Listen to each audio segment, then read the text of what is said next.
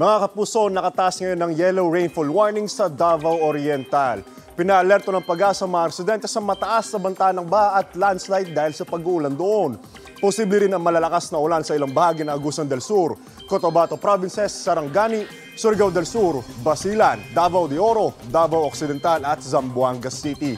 Tatagalang nasabing yellow rainfall warning hanggang alas 8 ngayong umaga. Ang pag-uulan ngayon sa Mindanao ay epekto ng easterlies. Apektado rin ng easterlies ang ipampanig ng ating bansa. Habang hanging amihan umiral sa northern at central Luzon. Mag-ingat po tayo mga kapuso. Ako po si Andrew Pertiera. Know the weather before you go. Para mark safe lagi, mga kapuso. Kapuso, para laging una ka sa mga balita, bisitahin at mag-subscribe sa GMA Integrated News sa YouTube. Sa mga kapuso abroad, samahan nyo kami sa GMA Pinoy TV at sa www.gmanews.tv.